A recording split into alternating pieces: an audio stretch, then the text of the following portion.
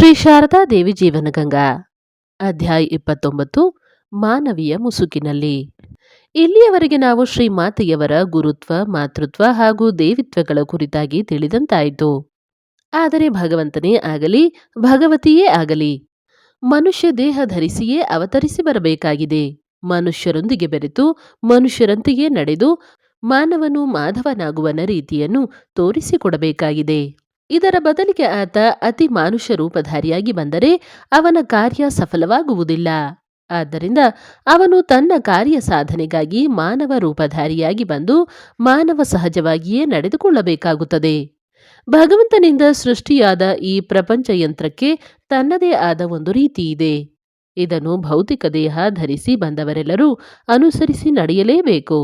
ಶ್ರೀರಾಮಕೃಷ್ಣರೇ ಹೇಳುತ್ತಿದ್ದರು, ಸ್ವಯಂ ಭಗವಂತನೇ ಪಾಂಚಭೌತಿಕ ಶರೀರ ಧರಿಸಿ ಅವತರಿಸಿ ಬಂದರೂ ಅವನು ಕೂಡ ಇತರ ಮನುಷ್ಯರಂತೆಯೇ ನಡೆದುಕೊಳ್ಳಬೇಕಾಗುತ್ತದೆ. ಅವನು ಹಾಗೆ ಇತರರಂತೆಯೇ ನಡೆದುಕೊಳ್ಳುವುದರಿಂದ ಅವನನ್ನು ಗುರುತಿಸುವುದು ಕಷ್ಟವಾಗಿ ಬಿಡುತ್ತದೆ. ಅವನಿಗೆ ಇತರ ಮನುಷ್ಯರಂತೆಯೇ ಹಸಿವಾಗುತ್ತದೆ, ಬಾಯಾರಿಕೆಯಾಗುತ್ತದೆ, ಕಾಯಿಲೆ ಬರುತ್ತದೆ, ಚಿಂತೆ ಇರುತ್ತದೆ, ಕೆಲವು ಸಲ ಭಯ ಕೂಡ ಪಡುತ್ತಾನೆ. ಪಂಚಭೂತಗಳ ಬಲೆಯಲ್ಲಿ ಸಿಕ್ಕಿಕೊಂಡು ಪರಬ್ರಹ್ಮನೂ ಅಳುತ್ತಾನೆ ಎಂಬ ಮಾತಿದೆ. ಮಾಕುವಿನ ಮಗ ನ್ಯಾಡ ಸತ್ತಾಗ ಶ್ರೀಮಾತೆ ಬಹಳವಾಗಿ ಅತ್ತು ಕಣ್ಣೀರು ಹಾಕಿದರು. ಆ ದೃಶ್ಯವನ್ನು ಕಂಡು ಭಕ್ತರ ಮನಸ್ಸಿನಲ್ಲಿ ನಾನಾ ರೀತಿಯ ಸಂಶಯಗಳು. ಇದೇನಿದು? ಭಗವಾನ್ ಶ್ರೀರಾಮಕೃಷ್ಣರ ಸಹಧರ್ಮಿಣಿಯಾದ ಇವರು ಸಾಕ್ಷಾತ್ ದೇವಿ ಅಂತ ನಾವೆಲ್ಲ ತಿಳಿದುಕೊಂಡಿರುವಂಥವರು ಹೀಗೆ ಅಳುತ್ತಿದ್ದಾರಲ್ಲ, ಇದಕ್ಕೇನು ಅರ್ಥ? ನಾವು ಇವರ ಮಹಿಮೆಯನ್ನು ಅರ್ಥ ಮಾಡಿಕೊಂಡಿರುವ ರೀತಿಯೇ ತಪ್ಪೋ ಅಥವಾ ಇವರು ಹೀಗೆ ಅಳುವುದೇ ಸಹಜವೋ? ಆಗ ಅಲ್ಲಿದ್ದ ಬೆಂಗಳೂರಿನ ನಾರಾಯಣ ಅಯ್ಯಂಗಾರರು ಅವರನ್ನೇ ಕೇಳಿಬಿಟ್ಟರು, ಅಮ್ಮ, ನ್ಯಾಡ ಸತ್ತದ್ದಕ್ಕೆ ನೀವು ಹೀಗೆ ಸಾಮಾನ್ಯ ಮನುಷ್ಯರಂತೆ ಅಳುವುದೇಕೆ ಎಂದು. ಅದಕ್ಕೆ ಶ್ರೀಮಾತೆಯವರ ಸರಳ ಉತ್ತರ ಹೀಗಿತ್ತು, ಏನು ಮಾಡಲಪ್ಪ, ನಾನು ಸಂಸಾರದಲ್ಲಿದ್ದೇನೆ. ಈಗ ಈ ಸಂಸಾರವೆಂಬ ಮರದ ಹಣ್ಣುಗಳನ್ನು ತಿನ್ನಲೇಬೇಕಲ್ಲವೇ? ಆದ್ದರಿಂದ ಅಳುತ್ತಿದ್ದೇನೆ. ಶ್ರೀಮಾತೆಯವರು ಸಾಕ್ಷಾತ್ ದೇವಿಯೇ ನಿಜ. ಆದರೂ ಮಾನವ ಶರೀರದಿಂದ ಮಾನವರ ನಡುವೆ ಇದ್ದರು. ಆದ್ದರಿಂದ ದೇವಿ ಭಾವ, ಮಾನವೀ ಭಾವ ಇವೆರಡೂ ಅವರ ಮಾತುಗಳಿಂದಲೇ ಆಗಾಗ ವ್ಯಕ್ತಗೊಳ್ಳುತ್ತಿದ್ದವು. ಒಂದು ದಿನ ಅವರು ಉದ್ಬೋಧನದಲ್ಲಿ ಕೆಲವು ಭಕ್ತರ ಹತ್ತಿರ ಹೇಳುತ್ತಾರೆ, ಜನ ನನ್ನನ್ನು ದೇವಿ ಅಂತ ಕರೆಯುತ್ತಾರೆ. ನನಗೂ ಅನ್ನಿಸುತ್ತದೆ ಅವರೆಲ್ಲ ಹೇಳುವುದು ನಿಜವೇ ಇರಬೇಕು.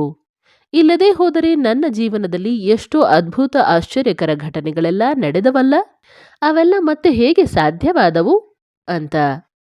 ಯೋಗೀನ್ ಗೋಲಾಪ್ ಇವರಿಬ್ಬರಿಗೂ ಆ ಅದ್ಭುತ ಘಟನೆಗಳ ವಿಷಯ ಬಹಳಷ್ಟು ತಿಳಿದಿದೆ.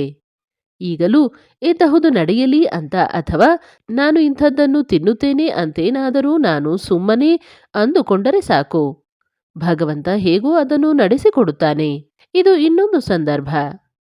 1919 ಆಗಸ್ಟ್ನಲ್ಲಿ ಜಯರಾಮ್ ಬಾಟಿಯಲ್ಲಿ ಶ್ರೀಮಾತೆಯವರು ಕುಳಿತುಕೊಂಡು ತಮ್ಮ ಭಕ್ತಾದಿಗಳಿಂದ ಬಂದ ಪತ್ರಗಳನ್ನು ಬ್ರಹ್ಮಚಾರಿಗಳೊಬ್ಬರಿಂದ ಓದಿಸಿ ಕೇಳುತ್ತಿದ್ದರು. ಒಬ್ಬಳು ಭಕ್ತೆ ತನ್ನ ಪತ್ರದಲ್ಲಿ ಅವರನ್ನು ಸಾಕ್ಷಾತ್ ದೇವಿ ಎಂದು ಬಗೆ ಬಗೆಯಾಗಿ ಸ್ತುತಿ ಮಾಡಿ ಬರೆದಿದ್ದಳು. ಅದನ್ನು ಓದಿಸಿ ಕೇಳಿ ಶ್ರೀಮಾತೆಯವರು ಆಶ್ಚರ್ಯದಿಂದೆಂಬಂತೆ ನುಡಿದರು, ನೋಡಪ್ಪ, ನಾನು ರಾಮಚಂದ್ರ ಮುಖರ್ಜಿಯ ಮಗಳು. ಇಲ್ಲಿ ಜಯರಾಮ್ ಬಾಟಿಯಲ್ಲಿ ನನ್ನ ಸಮ ವಯಸ್ಸಿನ ಎಷ್ಟೋ ಮಂದಿ ಹೆಂಗಸರಿದ್ದಾರೆ.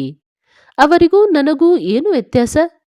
ಆದರೆ ಎಲ್ಲೆಲ್ಲಿಂದಲೋ ಇಷ್ಟೊಂದು ಜನ ಭಕ್ತರು ಬಂದು ದರ್ಶನ ಮಾಡಿ ಹೋಗುತ್ತಿದ್ದಾರಲ್ಲ, ಆ ಜನಗಳ ಹೆಸರೇ ಈ ಊರಿನವರ ಯಾರಿಗೂ ಗೊತ್ತಿಲ್ಲ. ಅಲ್ಲದೆ ಅವರೆಲ್ಲ ಯಾರು ಅಂತ ವಿಚಾರಿಸಿ ನೋಡಿದರೆ ಅವರಲ್ಲಿ ಕೆಲವರು ಲಾಯರುಗಳು, ಕೆಲವರು ಮ್ಯಾಜಿಸ್ಟ್ರೇಟ್ಗಳು, ಇಂಥವರೆಲ್ಲ ಇರುತ್ತಾರೆ. ಇವರೆಲ್ಲ ಯಾಕೆ ತಾನೇ ಇಲ್ಲಿಗೆ ಬರುತ್ತಾರೋ? ಇಲ್ಲಿ ಶ್ರೀಮಾತೆಯವರು ಇದನ್ನೊಂದು ಪ್ರಶ್ನೆಯ ರೂಪದಲ್ಲಿ ಮುಂದಿಟ್ಟರಾದರೂ ಅದಕ್ಕೆ ಉತ್ತರ ಅವರಿಗೆ ತಿಳಿದೇ ಇದೆ ಎನ್ನುವುದರ ಅರಿವು ಬ್ರಹ್ಮಚಾರಿಗಳಿಗೆ ಚೆನ್ನಾಗಿ ಇತ್ತು. ಆದುದರಿಂದ ಅವರು ಈ ಸಂದರ್ಭವನ್ನು ಉಪಯೋಗಿಸಿಕೊಂಡು ಶ್ರೀಮಾತೆಯವರಿಂದ ಇನ್ನಷ್ಟು ವಿಷಯಗಳನ್ನು ಹೊರಗೆಳೆಯುವ ಉದ್ದೇಶದಿಂದ ಮರುಪ್ರಶ್ನೆ ಹಾಕಿದರು. ಅಮ್ಮ, ನಿಮಗೆ ನಿಮ್ಮ ಸ್ವಸ್ವರೂಪದ ಜ್ಞಾಪಕ ಯಾವಾಗಲೂ ಇರುವುದಿಲ್ಲವೇ ಎಂದು. ಆಗ ಶ್ರೀಮಾತೆ ಎಂದರು, ಹಾಗೆ ಎಲ್ಲ ಸಮಯಗಳಲ್ಲೂ ಜ್ಞಾಪಕ ಇರುತ್ತದೆ ಏನಪ್ಪ? ಹಾಗೇನಾದರೂ ಇದ್ದು ಬಿಟ್ಟರೆ ಈ ಕೆಲಸಗಳೆಲ್ಲ ನನ್ನಿಂದ ಹೇಗೆ ತಾನೇ ನಡೆಯಲು ಸಾಧ್ಯ ಹೇಳು? ಆದರೆ ಈ ಕೆಲಸ ಕಾರ್ಯಗಳ ನಡುವೆಯೂ ಕೂಡ ನನಗೆ ಇಚ್ಛೆಯಾದಾಗ ಮಹಾಮಾಯೆಯ ಲೀಲಾವಿಲಾಸ ದೃಗ್ಗೋಚರವಾಗಿ ಬಿಡುತ್ತದೆ. ಇದು ಇನ್ನೂ ಹಿಂದಿನ ಒಂದು ಘಟನೆ. ಒಂದು ದಿನ ಅವರು ಜಯರಾಮ್ ಬಾಟಿಯಲ್ಲಿ ಅಡುಗೆ ಮಾಡುತ್ತಾ ಕುಳಿತಿದ್ದರು. ಆಗ ಒಬ್ಬ ಭಕ್ತನೊಂದಿಗೆ ಮಾತನಾಡುತ್ತಾ ಶ್ರೀರಾಮಕೃಷ್ಣರು ಸ್ವಯಂ ಭಗವಂತನೇ ಎಂಬ ಸತ್ಯವನ್ನು ತಿಳಿಸಿದರು. ಅದನ್ನು ಕೇಳಿದ ಭಕ್ತ, ಹಾಗಾದ ಮೇಲೆ ಇವರೂ ಕೂಡ ಭಗವತಿಯೇ ಇರಬೇಕು. ಆದರೆ ಇವರು ಹೀಗೆ ಮನೆ ಕೆಲಸದಲ್ಲಿ ತೊಡಗಿರುವಂತೆ ಕಣ್ಣಾರೆ ಕಾಣುತ್ತಿದ್ದೇನಲ್ಲ ಎಂದು ಆಲೋಚಿಸುತ್ತಾ ಹೀಗೆ ಕೇಳಿದ. ಅಮ್ಮ, ನೀವು ಸಾಕ್ಷಾತ್ ದೇವಿಯೇ ಅಂದ ಮೇಲೆ ಇಲ್ಲಿ ಸಾಮಾನ್ಯ ಹೆಂಗಸಿನ ಹಾಗೆ ಚಪಾತಿ ತಟ್ಟುತ್ತಾ ಕುಳಿತಿದ್ದೀರಲ್ಲ, ಇದೆಲ್ಲ ಏನು? ಇದೆಲ್ಲ ಮಾಯಾ ಲೀಲೆಯೇ ಹಾಗಾದರೆ? ಶ್ರೀಮಾತೆ: ಮಾಯಾ ಲೀಲೆಯಲ್ಲದೆ ಇನ್ನೇನು ಮತ್ತೆ? ಇಲ್ಲದಿದ್ದರೆ ನಾನು ಈ ಸ್ಥಿತಿಯಲ್ಲೇಕೆ ಇರಬೇಕಿತ್ತು? ನಾನು ವೈಕುಂಠದಲ್ಲಿ ನಾರಾಯಣನ ಜೊತೆಗಿರಬೇಕಾದವಳು. ಆದರೆ ನಾನು ಇಲ್ಲಿಗೇಕೆ ಬಂದೆ ಎಂದರೆ ಭಗವಂತ ಮನುಷ್ಯ ರೂಪ ತಾಳಿ ನರಲೀಲೆಯಾಡುವುದಕ್ಕೆ ಇಷ್ಟಪಡುತ್ತಾನಲ್ಲವೇ? ಭಕ್ತ: ನಿಮಗೆ ನಿಮ್ಮ ಸ್ವಸ್ವರೂಪದ ನೆನಪು ಬರುವುದಿಲ್ಲವೇ? ಶ್ರೀಮಾತೆ: ಹೌದು, ಆಗಾಗ ಜ್ಞಾಪಕವಾಗುತ್ತದೆ. ಆಗ ನಾನಿದೇನು ಮಾಡುತ್ತಿದ್ದೇನೆ ಅಂತ ಆಲೋಚಿಸುತ್ತೇನೆ. ಆದರೆ ಪುನಃ ಎದುರಿಗೆ ತೋರಿಸುತ್ತಾ ಈ ಮನೆ, ಮಾರು, ಮಕ್ಕಳು, ಮರಿ ಇವುಗಳನ್ನೆಲ್ಲ ಕಂಡು ನನ್ನ ಸ್ವಸ್ವರೂಪವನ್ನು ಮರೆತು ಬಿಡುತ್ತೇನೆ. ಆದರೆ ಈ ಮೋಹದ ಮುಸುಕನ್ನು ತಾವೇ ಸ್ವ ಇಚ್ಛೆಯಿಂದ ಹಾಕಿಕೊಂಡದ್ದು ಎಂಬ ಅರಿವು ಶ್ರೀಮಾತೆಯವರಿಗೆ ಚೆನ್ನಾಗಿಯೇ ಇತ್ತು. ಆದ್ದರಿಂದಲೇ ಅವರು ಇದೊಂದು ಮಾಯೆಯ ಆವರಣವನ್ನು ನಾನೇ ಹಾಕಿಕೊಂಡಿದ್ದೇನೆ ಅಷ್ಟೇ ಎಂದು ಆಗಾಗ ಹೇಳುತ್ತಿದ್ದರು.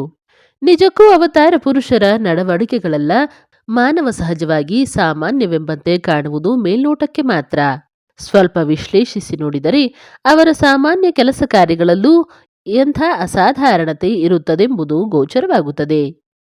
ಉದಾಹರಣೆಗೆ ಶ್ರೀರಾಮಕೃಷ್ಣರನ್ನು ತೆಗೆದುಕೊಂಡರೆ ಅವರು ಬಾರಿ ಬಾರಿಗೂ ಸಮಾಧಿ ಸ್ಥಿತಿಗೆ ಇರುತ್ತಿದ್ದವರಾದರೂ ಅವರ ಕೆಲಸಗಳಲ್ಲಿ ವಿಶೇಷವಾದ ನಾಜೂಕು, ಅಚ್ಚುಕಟ್ಟುತನ ಇರುತ್ತಿತ್ತು.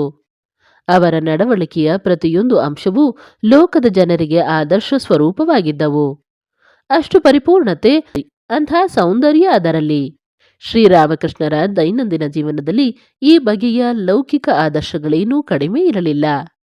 ಆದರೆ ಜನರು ಅವರಲ್ಲಿ ಅತಿ ವಿಶೇಷವಾಗಿ ಆಕರ್ಷಿತರಾದದ್ದು ಅವರ ಅತಿಮಾನುಷವಾದ ಭಾವವೈಭವದಿಂದ, ಪರಿಪೂರ್ಣವಾದ ತ್ಯಾಗವೈರಾಗ್ಯಗಳಿಂದ.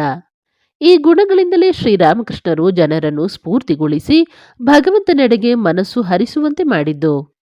ಹಾಗೆಯೇ ಶ್ರೀಮಾತೆಯ ವಿಚಾರದಲ್ಲೂ ಕೂಡ ಅವರ ಆಧ್ಯಾತ್ಮಿಕ ತೇಜಸ್ಸು, ವೈಭವಗಳೇನೂ ಸಾಧಾರಣ ಮಟ್ಟದ್ದಲ್ಲ. ಒಬ್ಬ ಸಾಧಕಿ ಎಂಬ ದೃಷ್ಟಿಯಿಂದ ನೋಡಿದರೂ ನಿರ್ವಿಕಲ್ಪ ಸಮಾಧಿಯ ಉತ್ತುಂಗ ಶಿಖರಕ್ಕೇರಿದವರು ಅವರು.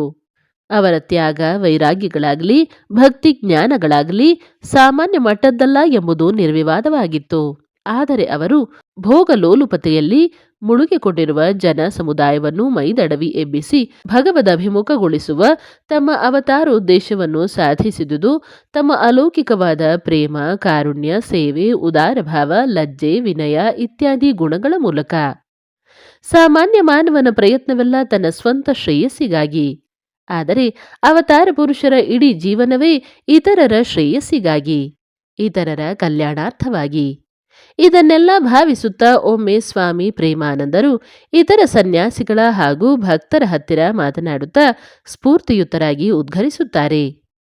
ರಾಜರಾಜೇಶ್ವರಿಯಾದ ಜಗನ್ಮಾತೆ, ರಾಜಮಹಾರಾಜರ ಹಣೆ ಬರಹವನ್ನು ನಿರ್ಧರಿಸುವ ಭಗವತಿ ಒಬ್ಬ ಸಾಮಾನ್ಯ ಬಡ ಹೆಂಗಸಿನ ರೂಪದಿಂದ ಬಂದು ನೆಲವನ್ನು ಸಗಣಿ ಹಾಕಿ ಸಾರಿಸುತ್ತಿದ್ದಾಳೆ, ಪಾತ್ರೆ ತಿಕ್ಕುತ್ತಿದ್ದಾಳೆ, ಭತ್ತ ಕುಟ್ಟುತ್ತಿದ್ದಾಳೆ, ಭಕ್ತರ ಎಂಜಲೆಲೆ ತೆಗೆಯುತ್ತಿದ್ದಾಳೆ. ಇದನ್ನು ನೀವೆಲ್ಲ ಕಣ್ಣಾರೆ ನೋಡುತ್ತಿದ್ದೀರಿ. ಗೃಹಸ್ಥರಿಗೆ ಅವರ ಗೃಹಸ್ಥ ಧರ್ಮವನ್ನು ಕಲಿಸಿಕೊಡುವುದಕ್ಕಾಗಿಯೇ ಅವರು ಇಷ್ಟೆಲ್ಲ ಪರಿಶ್ರಮ ಪಡುತ್ತಿದ್ದಾರೆ. ಎಂಥ ಅಪರಿಮಿತ ಸಹನೆ, ಅಪಾರ ಕರುಣೆ, ಎಂಥ ಪರಿಪೂರ್ಣವಾದ ಅಭಿಮಾನ ಶೂನ್ಯತೆ. ಇನ್ನೊಮ್ಮೆ ಅವರು ಪತ್ರವೊಂದರಲ್ಲಿ ಬರೆಯುತ್ತಾರೆ, ಶ್ರೀಮಾತೆಯವರನ್ನು ಯಾರು ತಾನೇ ಅರ್ಥ ಮಾಡಿಕೊಂಡಿದ್ದಾರೆ? ಅಲ್ಲಿ ಯಾವುದೇ ಬಗೆಯ ವೈಭವದ ಸುಳಿವೇ ಕಾಣುವುದಿಲ್ಲವಲ್ಲ. ಶ್ರೀರಾಮಕೃಷ್ಣರಲ್ಲಾದರೂ ಪ್ರಚಂಡವಾದ ವಿದ್ಯಾಸಂಪತ್ತನ್ನು ಕಾಣಬಹುದಾಗಿತ್ತು. ಆದರೆ ಶ್ರೀಮಾತೆಯವರಲ್ಲಿ ಆ ಬಗೆಯ ಜ್ಞಾನವು ಸಂಪೂರ್ಣ ಮರೆಯಾಗಿದೆಯಲ್ಲ. ನಿಜಕ್ಕೂ ಅದೆಂಥ ಅದ್ಭುತ ಶಕ್ತಿ. ಶ್ರೀಮಾತೆಗೆ ಜಯವಾಗಲಿ. ನಮ್ಮಿಂದ ಅರಗಿಸಿಕೊಳ್ಳಲಾಗದ ವಿಷವನ್ನು ನಾವು ಅವರಿಗೆ ರವಾನಿಸಿ ಬಿಡುತ್ತೇವೆ. ವಿಷವನ್ನು ಅಂದರೆ ಅಂಥ ವ್ಯಕ್ತಿಗಳನ್ನು ಎಂಬ ಅರ್ಥದಲ್ಲಿ. ಅವರು ಎಲ್ಲರನ್ನೂ ತಮ್ಮ ಮಡಿಲಲ್ಲೆತ್ತಿಕೊಂಡು ಬಿಡುತ್ತಾರೆ. ನಿಜಕ್ಕೂ ಅನಂತ ಶಕ್ತಿ, ಅಪಾರ ಕೃಪೆ. ಶ್ರೀಮಾತೆಗೆ ಜಯವಾಗಲಿ. ನಮ್ಮ ವಿಚಾರ ಹಾಗಿರಲಿ, ಶ್ರೀರಾಮಕೃಷ್ಣರೂ ಕೂಡ ಹೀಗೆ ಮಾಡಿದ್ದನ್ನು ನಾವು ನೋಡಿಲ್ಲ.